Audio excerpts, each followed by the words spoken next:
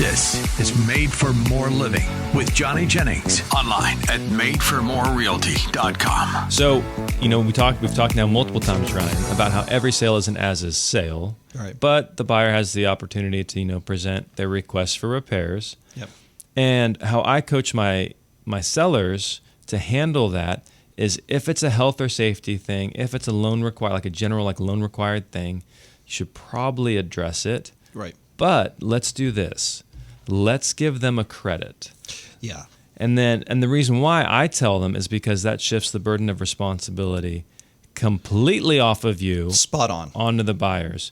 Because even if they hire a reputable contractor, even if the seller hires a reputable contractor, it might even be who the buyer wants, and that repair fails. Right. What do you typically see end up happening?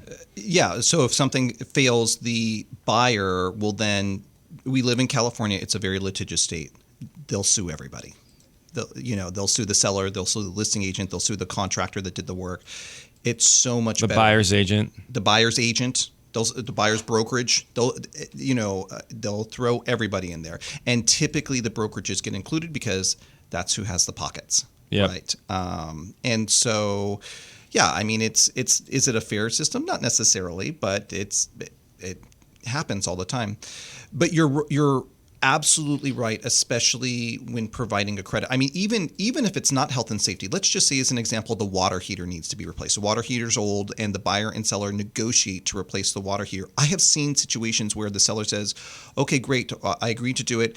They go get the water heater company to come out and they install like a Rheem water heater, right? A Rheem is a brand of water heater, right? And the buyer comes in and says, I don't like Rheem. I think they fail. And it's like, well, it's in now. Yeah. Yeah. And so I always advise and recommend give a credit. If you're willing to do it, give a credit in lieu of a repair. Let them utilize that credit however they want. And most of the time, those buyers will take that credit and they won't even do the work. Yes. I'm glad you said that. I was thinking that. They take the money and run. They take the money and run, right? Yeah. Oh my gosh, that's so true. Yep. And sometimes too, another reason why I prefer to do the credit is like, let's say something pops up on the pest inspection or the home inspection, and they're like, hey, it looks like it's this. Right. But you never know. You never know. You might start opening things. That's exactly right. If it's Pandora's box, man. Yeah, let's just isolate it to this situation. Yeah. Send them a credit, call it a day. Yeah. And you never have to worry about this house ever again. Yeah. As long as you disclose. As long as you disclose appropriately. Yeah, because the buyer has, like you were saying, the buyer has the right to make a request repair request, excuse me. But they also have an obligation. They have an obligation to do their own due diligence. They should be looking at those reports. They should be looking at those disclosures. They should be asking questions and making sure that what they are buying is something that they are comfortable buying. So many buyers, unfortunately, don't do that. They get emotionally invested in the property, right? And they're like, oh, this is going to be great. I love the school districts. I love that it's a walk to the park. It's real close. They just get emotionally attached, and they even though this information is right there in front of them, they don't see it, and they don't ask about it, or they don't read it. Yeah, in all fairness, these home inspection reports, they're easy to read, but they're long. They're long. They're like 50 plus pages. Yeah, and I can tell you, I've been on a case where a home inspection report recommends all kinds of things. Every single home inspection, you can go to a brand new house, let alone a house that's 60 years old. That home inspection report, it's always going to find something, right? Yep. And I say that home inspectors, they're generalists, right? They're like your family practitioner for medicine, right? Yeah. You don't necessarily go to them if you're having issues with your eyes. You go to the optometrist, right? And so if you go to your family practitioner, they're going to say, you should go to your optometrist. That's kind of like what a home inspector is, right? They're generalists, and their report is going to have so many recommendations to see a specialist. And do buyers do it? Absolutely not, because every one of those recommendations is out-of-pocket cost, right? Now I have to go hire a roofer to come and inspect. Now I have to go hire a sewer lateral inspector to do that, right? And it's cost, and a lot of buyers either can't or won't do that. And then inevitably what happens is that something comes up post-close of escrow that could have been discovered with due diligence in an inspection. On the buyer's part. And they didn't do it. But they want to say, well, again, I kind of go back to the sewer lateral. We deal with that all the time. Those tree roots. How would anybody know? And so a buyer might say, well, the water was flowing slowly. You should have known that something was blocking, right?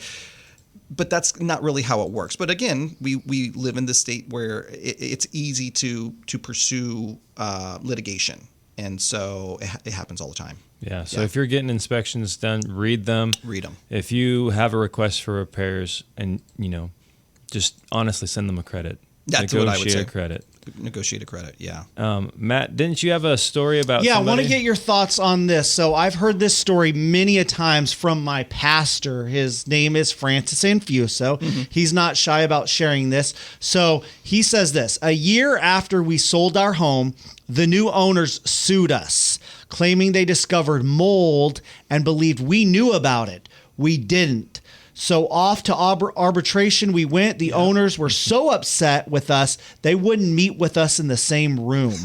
When we were presented pictures of the mold, it made us sick and sad. I then looked at the arbitrator and said, I don't believe we should give the owners what they're asking for. We need to do... Oh, and he said, because he's a pastor and he has a heart, he wanted to go above and beyond. Oh. But would someone in that same situation be obligated to pay retribution, or how would that case progress? Great question. So the basic premise is the sellers are required to disclose what they are aware of or could be readily knowledgeable, right?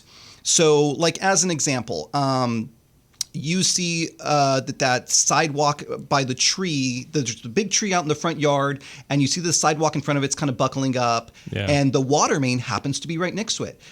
A seller should say that might be an issue, right? So somebody can make the argument that the seller should have readily known that was there. Mold is a much more difficult thing because mold, typically speaking, is in places that we don't see. Yep. And it's not something that it creates visual, components. And unless it's growing like on the wall and it's very apparent, a lot of times it's growing inside the wall and we don't see it. Nobody sees it. Or on like the subfloor. Or the subfloor or whatever it may be. And so in a situation like that, it's like, okay, well, yeah, there's mold there. He wasn't aware of it. I mean, if he genuinely wasn't aware of it, does he have a responsibility? Well, no. I mean, how can you be responsible for what you don't know? But I have dealt with situations like that have gone beyond arbitration and gone to jury trial, and where jurors have said, well, sorry, seller, this is on you. Even though there was no possible way you could have known about this. Right. Sorry. Yeah. And when is there a time limit? Like this happened a year later. There is statute of limitations, so it depends on what specifically it is. And part of, like I was saying in that trial, right? Part of what the argument is like, well, how does anybody know when this actually took place? Yeah, when did it start? Right? Or even if it was present at the time and the seller did or did not know about it, if nothing's been done in the meantime, how worse has it gotten? Right? And so I've seen situations where sellers have stayed in the house. Right? Yep. For years. They're suing and they're saying, this is horrible. My life is in jeopardy. What have you done? Nothing. Give me more money. That's exactly right. But to answer your question, if he genuinely didn't know anything about it, should he be responsible? No, right? Because they bought the house. They had their due diligence obligation, right, to inspect the home. And even if they inspected it and it wasn't discovered, if the inspector's not discovering it, how would the seller know? Yeah, how would the homeowner know? Right? Is there some type of mold inspection that a seller or a buyer can do or should do? No? There are mold inspections that can be done, absolutely. But you think that's just kind of going above what's necessary, or why are you laughing? A lot of these inspection companies, they will not say the M word. Oh, they won't? Oh, yeah, they won't. Yeah.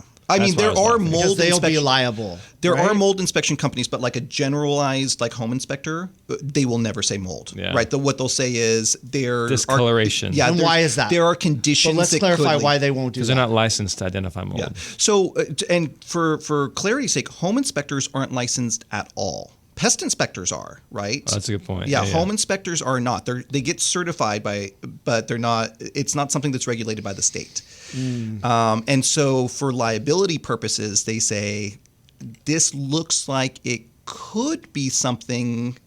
You should go get it checked out. So this is kind of like Law and Order real estate style, right? Yeah. Judge Ryan instead of Judge Judy. Yep. But yeah, so that was cool that Francis though said, "Hey, we're gonna." Yeah, that's just in his heart. They wanted to go above and beyond, and just they didn't have to. Obviously, from what you're saying, they weren't liable for that. Well, I mean, if they went to arbitration, they likely had attorneys involved at that point. Yeah, and at some point, there does come a path of least resistance. That's why I was saying almost 90% of things get settled. They never make it to trial because at some point there is a path of least resistance. So the billable hours for those attorneys add up real quick. They do. Right. The only person that makes money in that situation is doggone attorneys. But so as real estate agents, we have most agents, right, have errors and omissions insurance. Yes. Right. Yeah. Is there something like a product like that for homeowners? Yeah, there are. I believe it's called real estate risk management companies. I believe that's how they title themselves. Where it's essentially you can kind of pay like a flat fee at the transaction, and it essentially becomes. It's not insurance, but it's legal representation. It's kind of like prepaid legal, right? Okay. So that if something does come up, you've kind of pre-bought coverage for an attorney. Interesting. Yeah. So there are companies that do that. Yeah. So I know I breezed over the term E&O, errors and omissions insurance. Errors and omissions, there is such a misconception about errors and omissions. Really? Yeah. So, I'll give you an analogy, right? Hey, can you give me the analogy after the break? I'll give you the analogy after the break. If a movie has a 100% Rotten Tomato rating, you can be sure it's going to be a pretty good movie, right? Well, that's the case with Johnny Jennings and Made for More Realty. No, they don't have a 100% Rotten Tomato rating, but what they do have is over 1,000 5-star Google reviews. So it's pretty evident that a lot of people love the job that they are doing when it comes to helping them sell their home or purchase their next home. They're friendly to talk to. They're also very professional and can get things done fast and for the most money possible. So if you would like their help, they'll walk you through every step of the process. No problem, easy. That's why they have, again, over 1,000 5-star Google reviews. Just Google Johnny Jennings with Made for More Realty and get more for your home.